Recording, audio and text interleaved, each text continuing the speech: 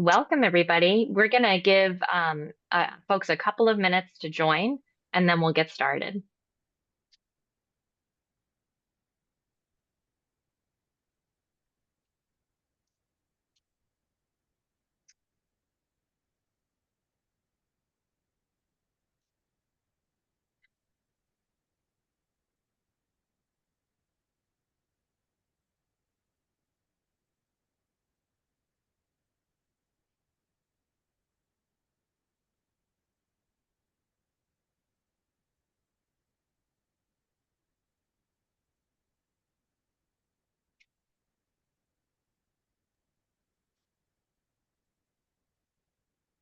As folks are joining in, if you've got a moment, we'd love to hear where you're calling in from. Feel free to drop a hello and give a shout out to your city and state in the chat. We'd love to learn more.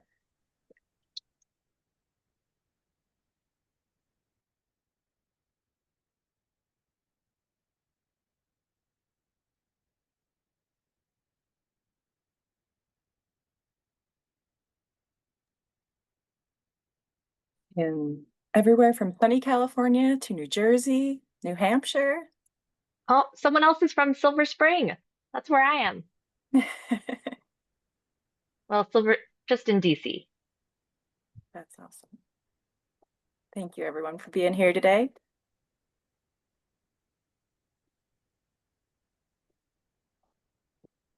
All right. Well, I get really excited seeing where people are from.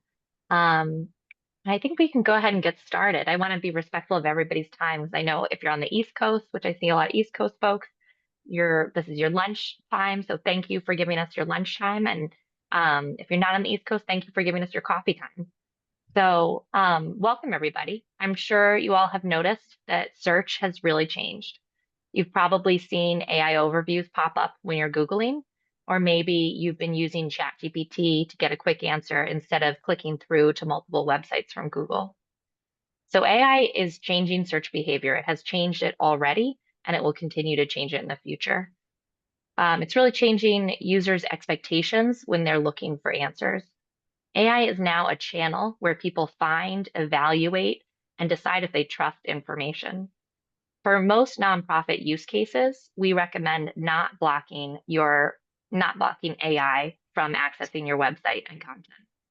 We recommend instead optimizing your content and your website for AI as a new channel. So today we're going to talk more about this shift in user behavior from AI. And then Meredith's going to talk more about how we'll adopt or how we need to adopt and how to optimize AI, how to optimize for AI as a new channel. After this webinar, we're going to give you a copy of the slides, the recording, and our full guide to optimizing content for AI. Before we get started, Megan's going to go over a little housekeeping. Thank you, TJ. As she mentioned, we'll be sharing the recording. So we are recording today's webinar, and we do have some time for Q&A at the end of today's session. But if you have something to add to the chat or a question comes up as we're speaking, feel free to add that into the Q&A box or chat box at any time. And with that, I think we can kick it off to today's experts. All right. Hi, everyone. I'm Meredith Berents. I'm a senior SEO and GEO analyst here at Allegiance Pursuant. I've been working with nonprofits and associations for about 10 years. Over the past year and a half or so, I've been focused on how AI is reshaping how people are looking for information, making decisions, and ultimately taking action. So we're excited to walk through what's changing, what we're seeing, what industry data is telling us, and what to do next. I'm TJ Peeler. I'm the Director of User Experience, SEO, and what we are now calling GEO in the world of so many acronyms. I've been working in the intersection of UX and content strategy for over 15 years for nonprofits, associations, and also the government. So let's see, we want to define some terms here before we get started, and we should also have included GEO on the slide.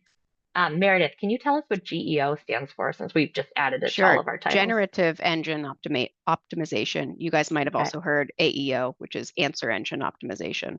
I think GEO is really what people are using more commonly. So a couple of other terms that we're going to be using throughout the presentation today. There are a lot of acronyms that are being thrown around in the SEO and AI world now that we're all getting used to using. LLMs stands for Large Language Learning Model. And this is really the technology that is used by tools, AI tools like ChatGPT, Claude, Gemini, and Perplexity. Today, we're going to be talking a lot about AI tools. Every time we say AI tools, what we mean is Chat, Claude, Gemini, Perplexity, tools that are using this large language learning model technology. AI Overviews is Google's specific feature where AI generates a comprehensive answer at the top of the search results page in Google, which synthesizes information from multiple different sources and cites them below. So please, throughout this presentation, if we start using terms, well, Meredith and I try to check ourselves, but if we start using terms that are confusing, please throw a Q&A in or a question in the chat. We love questions. Oh, here's our first question for y'all. It is. So I wanted to start by just sort of hearing from you, who is seeing a drop in organic traffic on their website? I'm going to give you 1 minute to answer before we keep going.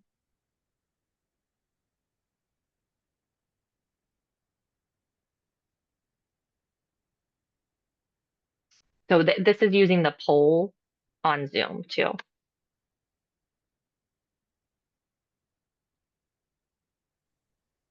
Lots of answers coming in.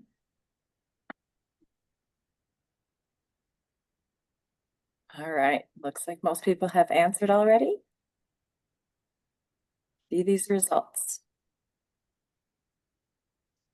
All right, so we've got about a third of people saying yes, 20% saying no, and 50% of people saying they're not sure yet. Okay. So we are seeing drops in our clients' organic traffic pretty much across the board, unless they have started a new marketing effort that is helping balance the drop from AI traffic. So organic traffic is dropping on all major websites. It's really the thing that everybody is talking about. And what do we do? Why is that happening? What do we do? What can we do to regain the traffic that we've lost? But I want to talk a little bit more about what we're seeing and some statistics that we're seeing in the industry and from clients, how user behavior is changing, and then we'll talk about what we need to shift and how we need to adapt. So when AI overviews appear in Google search results, the average click-through rate of people clicking from the link in search results and going to a website drops by about 47%. So even if you're ranking #1 in search results, which is, the golden standard, that you're not actually the first thing that anyone sees or clicks on anymore. On average, the top result in Google search results is seeing a 35% drop in clicks to their website when AI overviews, that AI summary in Google search results, is present on the page.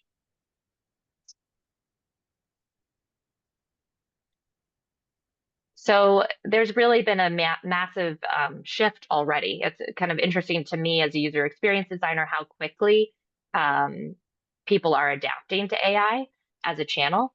So how people are finding content and looking for content is really changing. People don't need to click around anymore to multiple sources and pull together information themselves. AI tools pull together the best content, the most credible content, and they synthesize answers for users. And so, we're really seeing this like a sort of surprisingly quick adoption, I would say, of AI tools. It's really changing what people expect from content and from the internet and interactions. People expect instant answers. They're less interested in clicking around to piece together information by themselves. They're expecting one clean, credible, complete response. And this is what we're seeing in sort of data from SEO research groups. Over 70% of people have already used AI tools like Claude and ChatGPT and Perplexity, and 14% are using them daily. 20% have actually switched their primary search platform from Google, usually, to be an AI tool in the past year. So this really changes how we get our information and our brand in front of people, It's less about page views and it's more about, are we a source of information that's being pulled into these AI responses and being cited? So this shift, is really changing how this shift in behavior is really changing how content should be created, where it should live, and how you measure success. We need to rethink how we measure. Traditional SEO metrics like clicks and traffic don't tell the whole story anymore. Fewer site visits doesn't mean less impact. In fact, it could mean more impact if those visitors are higher intent, if they're more likely to engage with you. For example, people are often using AI tools to research first, and then they click when they're ready to act. So that means fewer visits, fewer page views, but you're getting users who are further down the funnel and they're more likely to convert. Meredith, tell us a little bit more about this. Okay, so as TJ mentioned, we need to stop thinking about traffic volume and start thinking about AI as like a new discovery channel, new channel in and of itself. Nearly 60% of user searches now end without a click. So that's Google searches. Users are really getting their answers right there in Google or through AI overviews. But the small percentage that does click through are converting at much higher rates, like 23 times higher than standard organic traffic. And the pathway to being discovered by AI really isn't that different from what you've probably been doing. So strong SEO still matters. Most AI overview citations, for example, are coming from this top ranking 12 organic results. So the goal is really to get cited, summarized, or referenced by AI tools while still keeping strong SEO fundamentals in place. But you also need content that AI can't create. So how do you get cited? Give AI a reason to cite you, something they can't create. So an example, general information about food insecurity, AI can probably spit that out pretty quick, but it can't interview the family that you helped last week, share your organization's research on program outcomes. So that's the kind of content that's going to get you cited and that users appreciate as well. I just want to underscore Meredith's point here, the statistic that she was sharing that AI traffic is converting at 23 times better than organic traffic. Organic traffic tends to not convert well because it's a awareness traffic. But AI traffic has a high intent when they come to your site. So that's a major change in the difference between SEO, between organic traffic and AI traffic. Very different intent. Yeah, and that kind of goes hand in hand with informational content. So certain types of content are seeing massive traffic drops. Informational content is going to be first in line. Informational websites have seen a 20 to 40% decrease in organic traffic since the rollout of AI overviews and AI Meredith, tools. I'm sorry to interrupt you, Meredith. Can you define informational content for us?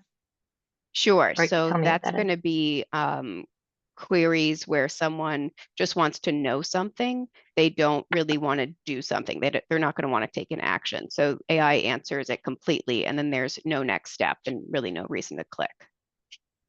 And this is really hitting informational sites the hardest, especially YMYL industries. So like your money, your life. That's going to be education, finance, um, health, things like that. So to make matters trickier, Google isn't just a search engine anymore. It's also a direct competitor.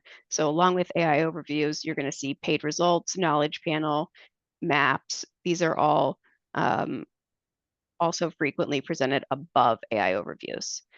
And those are So new features in Google search, in Google search, right? yeah, so a lot of these have existed, but with AI overviews, you just have like a myriad of different SERP features that are competing with your result. So basically, Google is answering more questions itself instead of sending users to your site.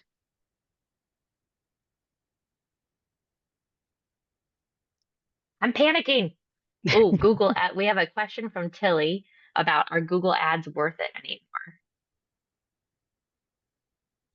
Meredith, do you want to answer this or so I feel like Google ads are actually, so one of the things that's really important is to have SEO and Google ads working together, right? Because Google ads are going to show up. And so it's really important to make sure that those strategies are working together.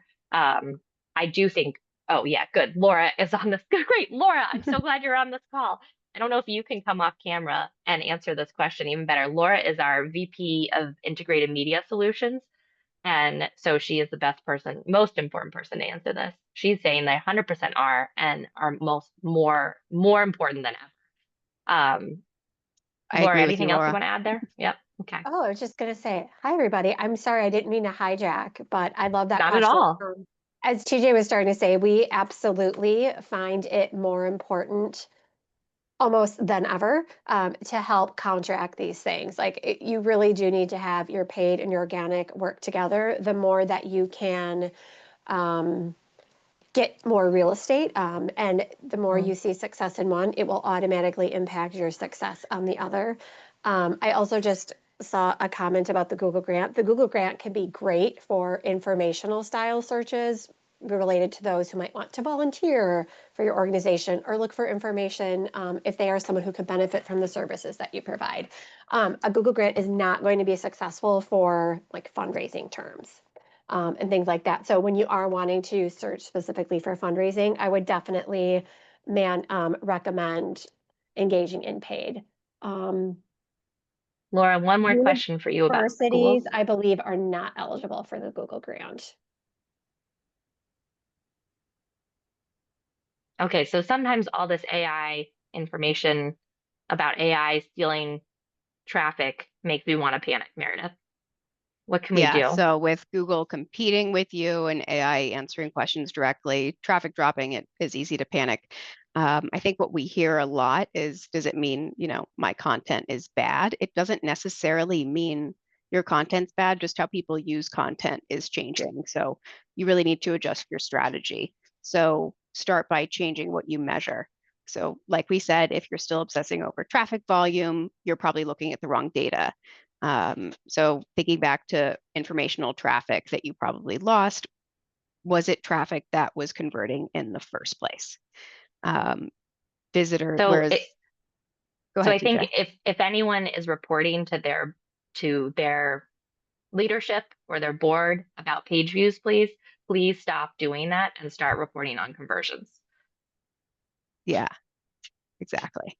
And the visitors that are coming from AI tools, like we've mentioned, they've already done their research. They're not just casually browsing, they're going to be more ready to act.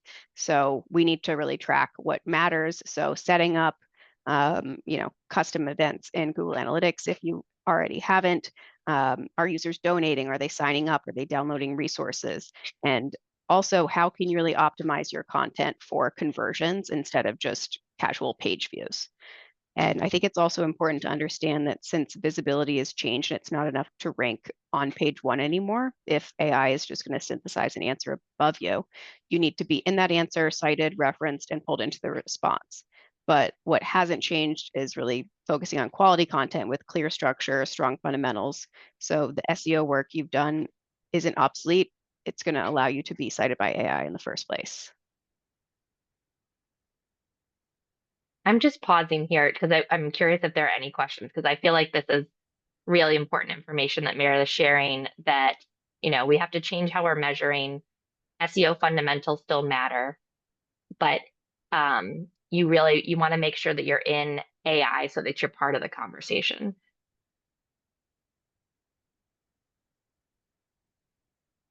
So if search is Okay. changing and traffic is dropping, thinking about where that traffic's actually going. So as mentioned, the tools that people are using are changing. It's not just going to be Google and AI overviews.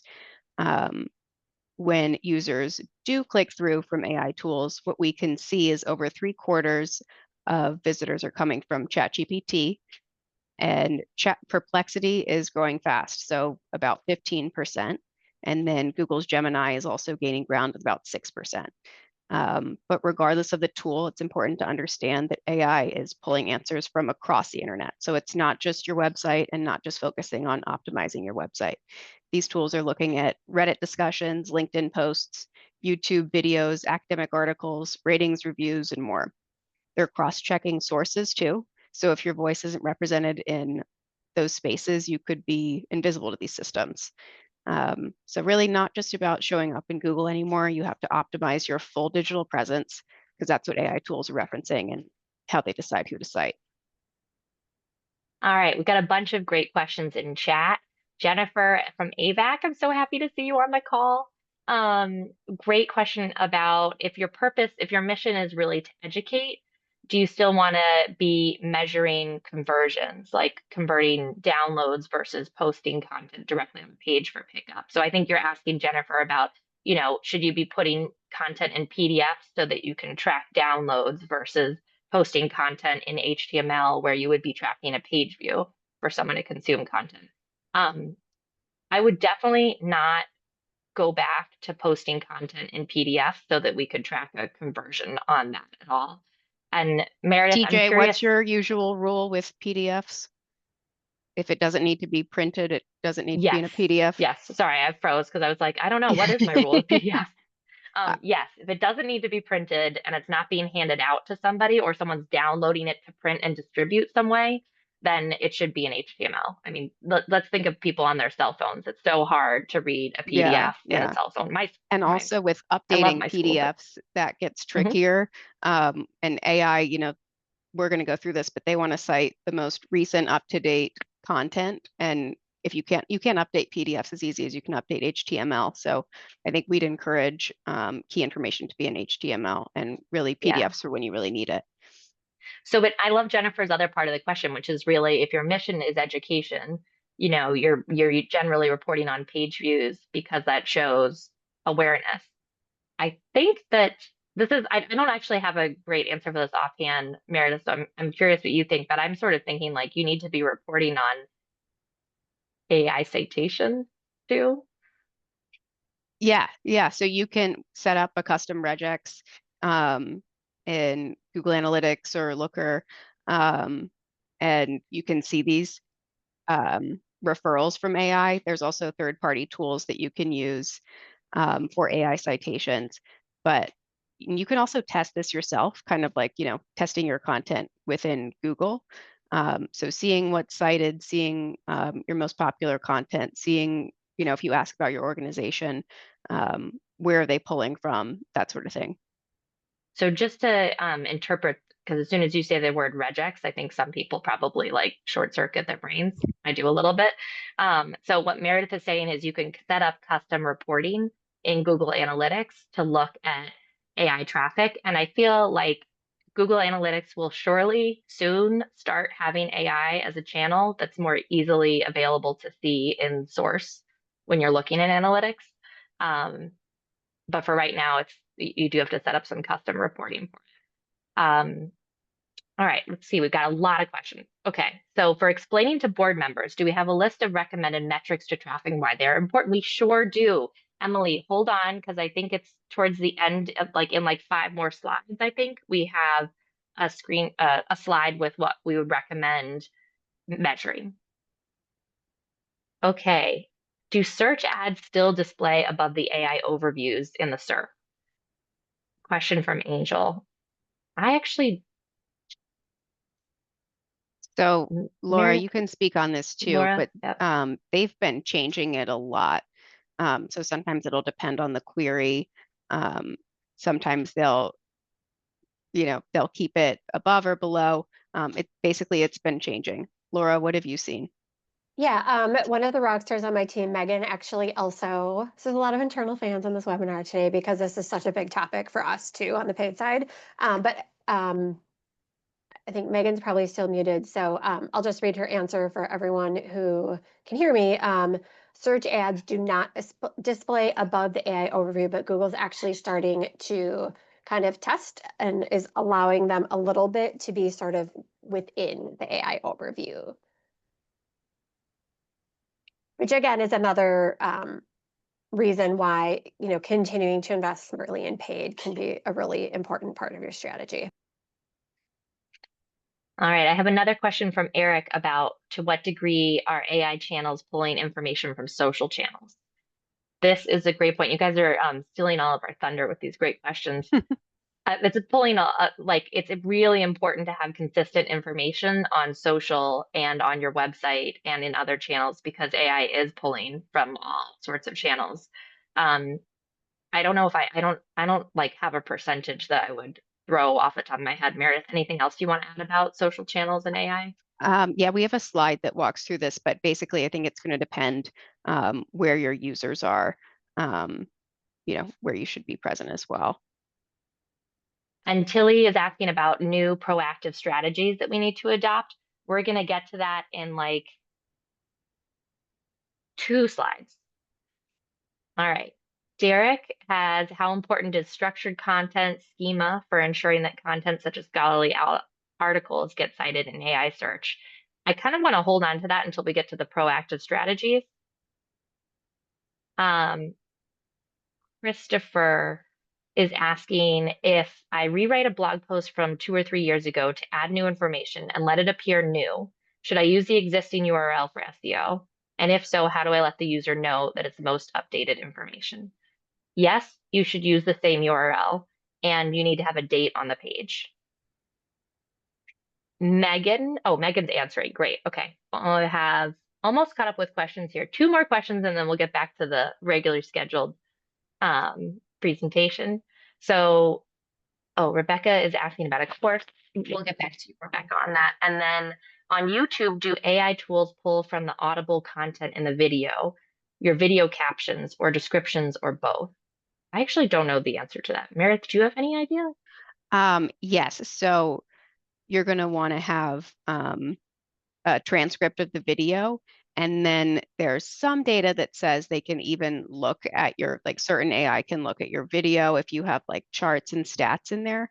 I don't think all AI can do it now, but I think it's happening eventually. So the more that you can have credible information in your videos and data to pull, the better. And transcripts, definitely.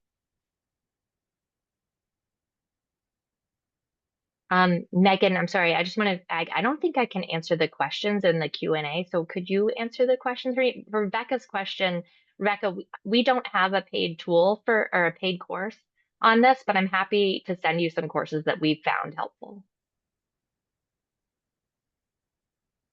All right. All right, Meredith, what about quality versus quantity? I know we've sort of touched this a bit, so I think we can run through this kind of quickly. Yeah, so users arriving from AI overviews or AI tools, they've already been through the filtering process, read the summary, but they still chose to click through to your site. So that's going to mean they're more motivated, further along in the funnel, and more likely to act. So we talked about how they convert it 23 times more than traditional organic traffic. But users from AI also show 36% longer sessions, deeper scroll depth, lower bounce rates, and stronger intent signals throughout their visit. So this is really why we don't recommend blocking AI tools, but optimizing for them. Right. All right. So now we're going to talk about the how. I think Tilly, you had the question in chat about what are the new strategies? What do we recommend doing? So Meredith's going to go through this in more depth. Technically, you got to keep your content open to AI crawlers. So that's how you stay in this conversation on AI. You also need to structure your pages for humans with summaries, FAQs, making sure your expertise is obvious with author bios and credentials. That's sort of the normal standard stuff that we've been telling you for SEO for a while. And then the sort of new stuff is you need to expand beyond your website. You need to share your you need to share your expertise on LinkedIn. You need to create educational video content. You need to be in more channels, and that information needs to be consistent. This, like, not contradictory, and there needs to be not old information on your website that says something different than the latest thing you posted on social. And then we need to track engagement quality, conversions, not just traffic numbers. So Meredith has put together this amazing guide on how to optimize your content. I think it's about 6 pages, so it's pretty in-depth, and we'll be sharing that with everybody after the webinar. So now Meredith's going to go a little bit deeper on those points that I just touched on really super quickly. All right, Yeah. So starting with the technical stuff. foundation, just like with traditional SEO, if you're not indexed, optimizations aren't going to matter. If AI can't see you, it really doesn't matter. So you want to make sure that your robots is going to allow AI crawlers. And then unlike Google, AI tools can't typically execute JavaScript to see content. Keep in mind, like I mentioned with video, this could change depending on what AI and just evolve as AI evolves. But right now, AI can't parse JavaScript. So current guidance is don't put key content in JavaScript for now, or if you need to, summarize it outside of JavaScript. And to answer the structured data question, so while the jury's still out on how much AI tools use structured data today, implementing it now is going to position you for the future as these systems are evolving. But I think at minimum, it's going to help search engines understand your content structure and better extract your content. So it's definitely best practice. I also think it's common, especially for nonprofit associations, to gate your best content, but this is going to make it invisible to AI tools that could cite it, or really not let AI have an understanding of the breadth of what you do or your knowledge. So our current advice is really only gate what you need to, and at the very least explain what you're offering so that AI and users as well fully understand your expertise. I want to And then underscore that you can still gate valuable content behind email asks, but you need to make sure that you have a in-depth description. When I say the word description, I don't mean like 2 sentences of, sorry folks, marketing fluff. I mean like actual meaty, some hinting of the details in the description so that AI and humans can understand what the value is of the content behind there. So you need to give like a little bit more on the description than you used to. exactly. And then finally thinking about speed, just like with traditional SEO, speed is a huge factor. So AI tools are only going to take limited time to analyze each page. But I think the bottom line is make sure that your content's accessible and structured so that AI can find it, understand it, and cite it.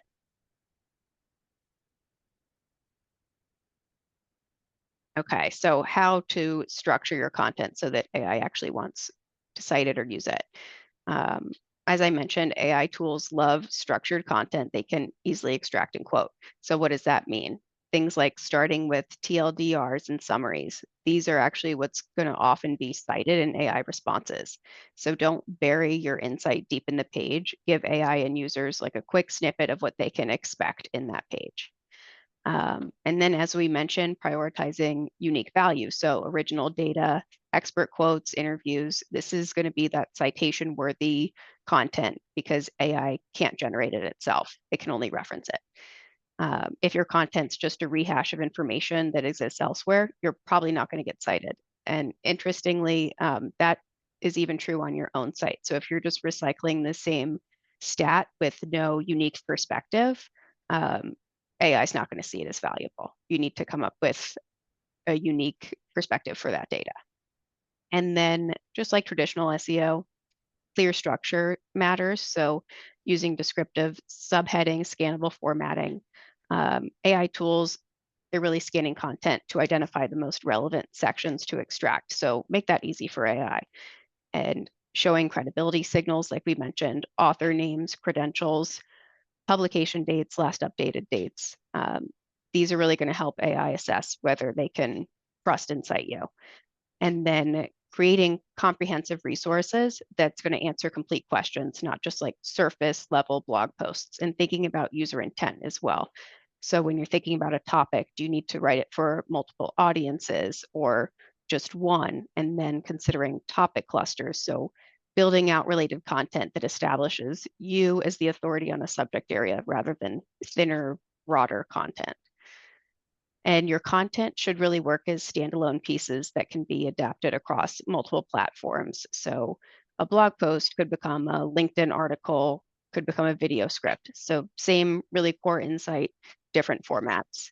The goal is really going to be to make your content so clear and credible and comprehensive that when AI is looking for an answer, you're the obvious source to cite. Meredith, does this advice also help for making your content better for humans? Yep, definitely. So we've got a couple of questions.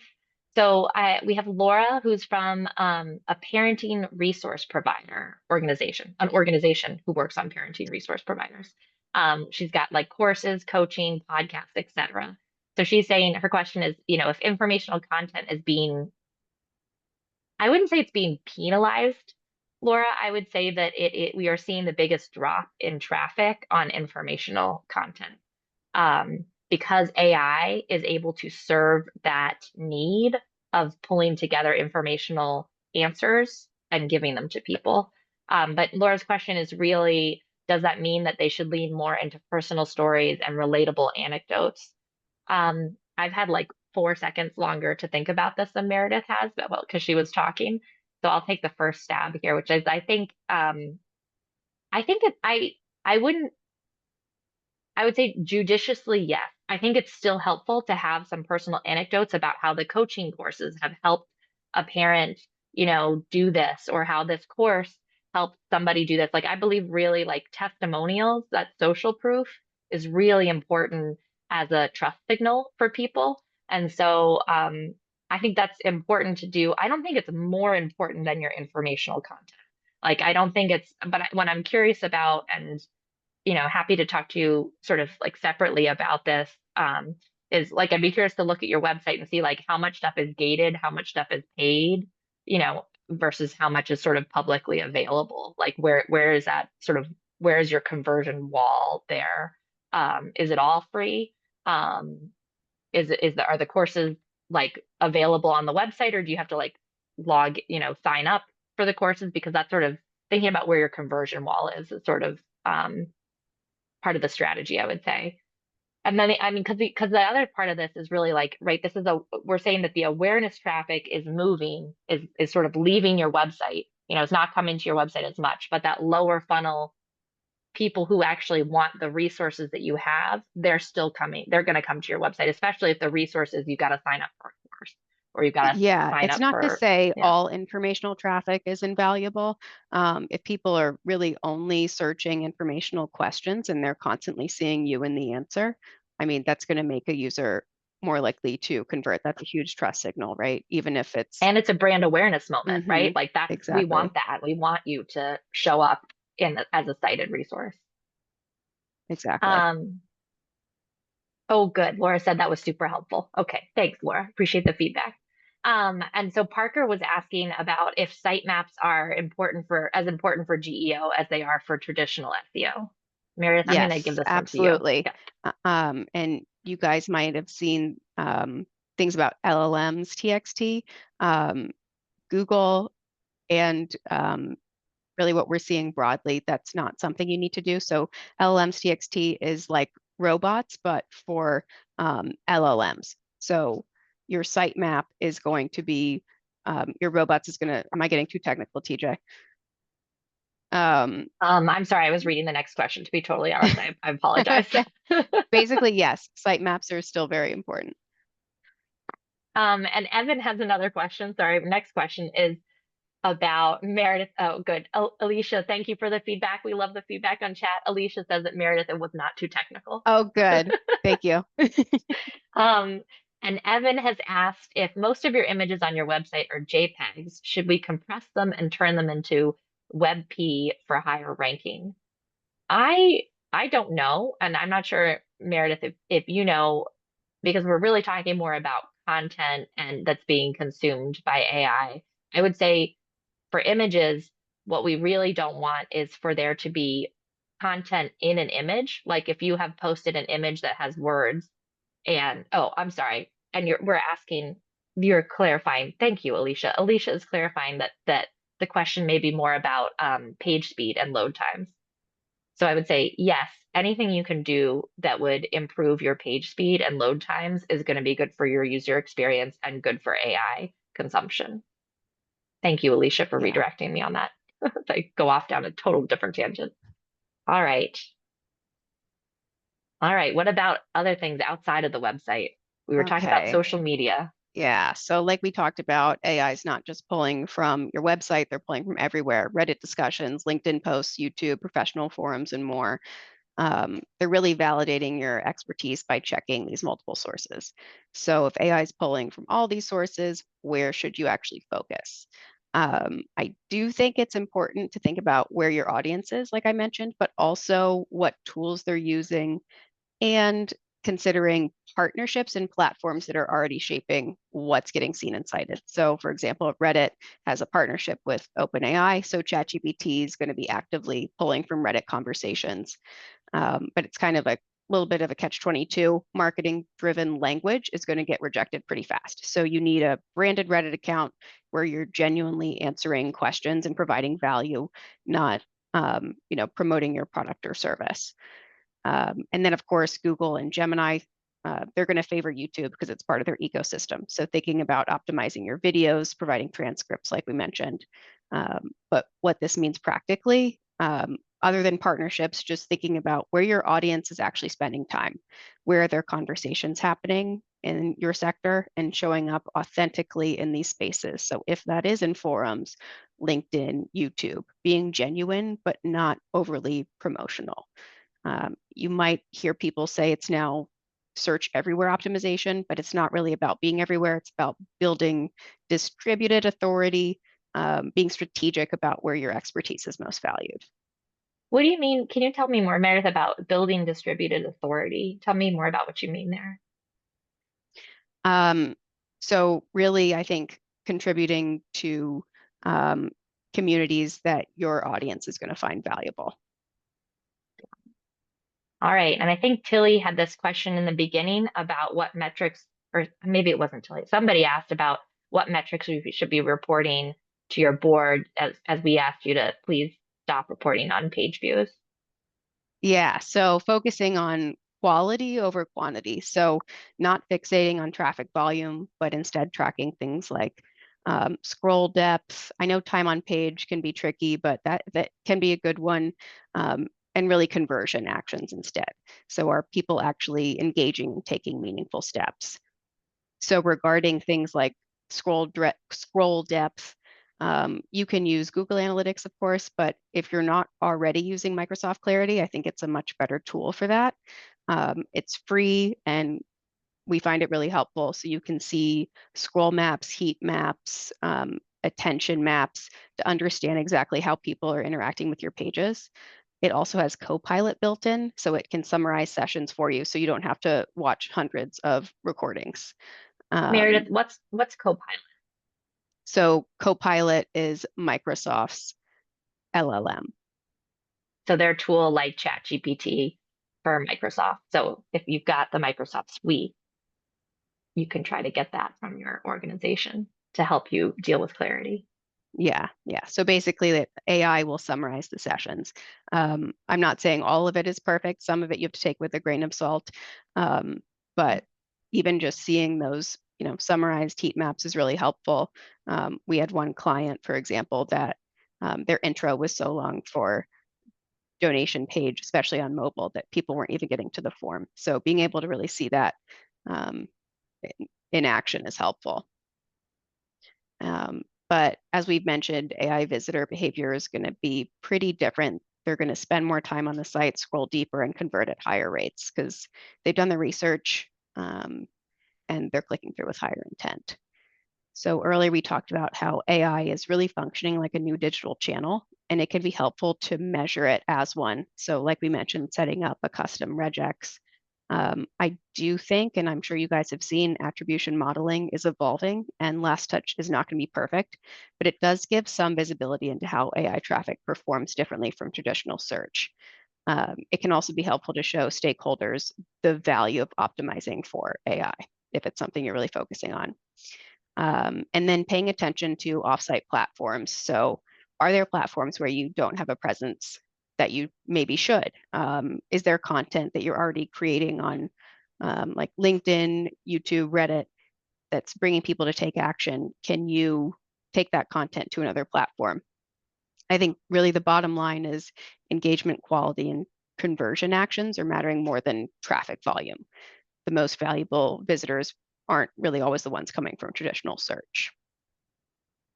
And Jennifer's got another question about asking about specific social channels. So about LinkedIn, which is where AVAC wants to have the most engagement as an organization, since they're trying to create education and create awareness, but for a professional audience that they have.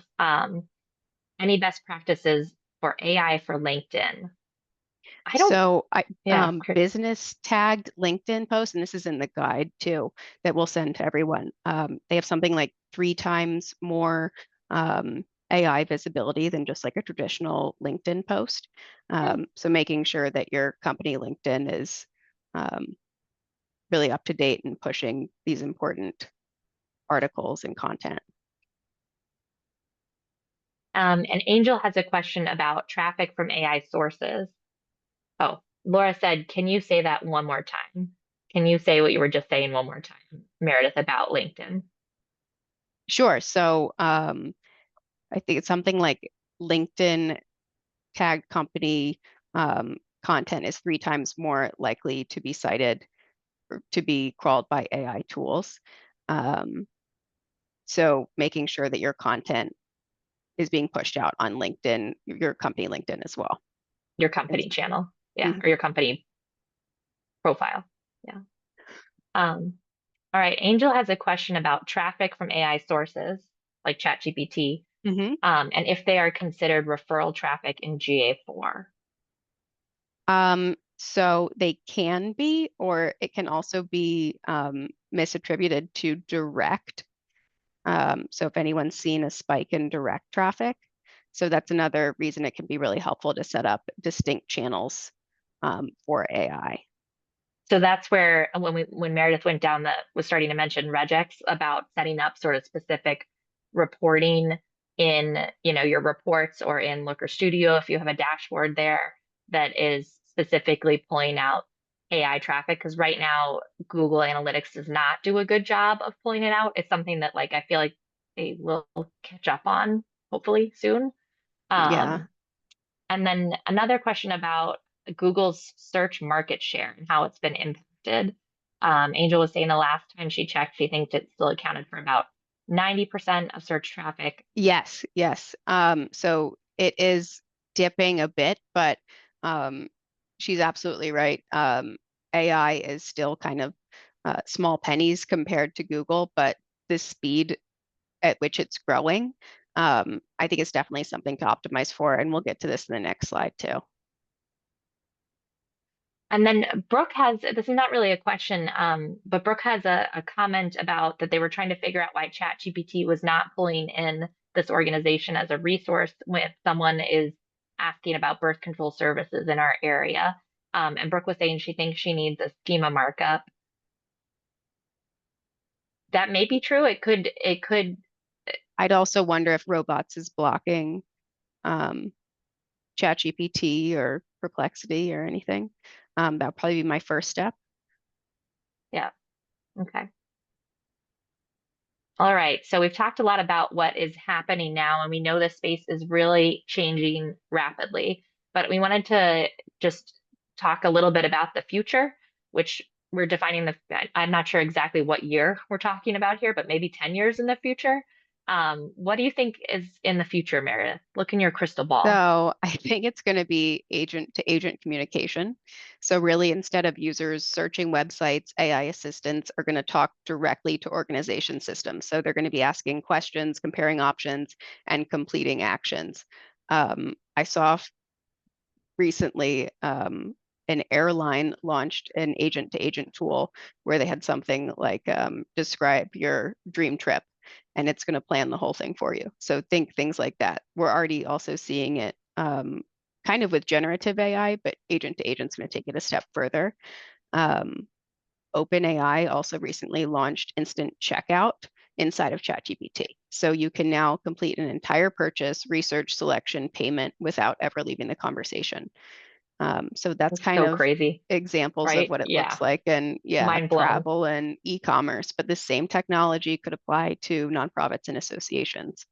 So if someone asks, for example, like find food banks accepting volunteers near me, AI is going to pull location, hours, needs, and present everything instantly.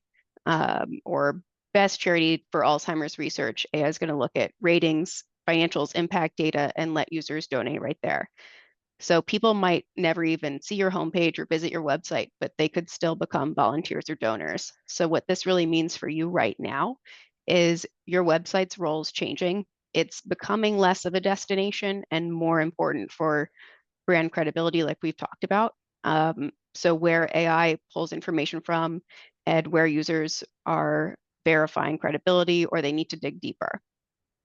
So I think your priority is making your content excellent. So thinking clear program descriptions, transparent impact data, easy to find eligibility requirements, frictionless donation and volunteer pathways, and really just making it easier for AI to find, understand, and cite your content and make it credible enough that people trust it when they need to verify.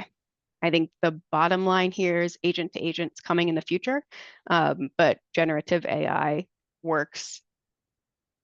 The way it works is really preparing us for that future.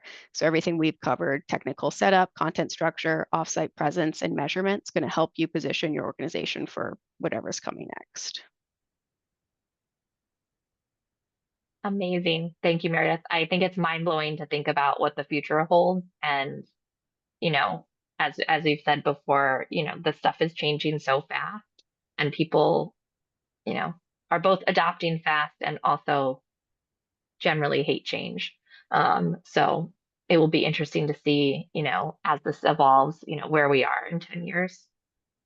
Absolutely. So that's all we've got for, oh wait, I had one more little animation there. That's all we've got for you. These were great, great questions. Thank you so much for putting all these questions in chat. I got another question here from Angel about, are there any plans for OpenAI to incorporate advertising in the future? Ooh, good question. I don't know. Meredith, I have no idea, but wouldn't be surprised. Laura, have you seen anything? I'm sorry, I didn't see what the question was. Can you repeat it? Yeah, the question was if anyone knows if there are any plans for OpenAI to incorporate advertising in the future. I have heard rumors, Hmm. but I'm not aware. I guess anyone else on my team that's listening, maybe I don't know if you can go off mute, but put in the chat. I don't think I've heard anything firm, but I've heard rumors of it in a few industry sources. Hmm. And Megan says anything that she's heard of has been in the start of next fiscal year.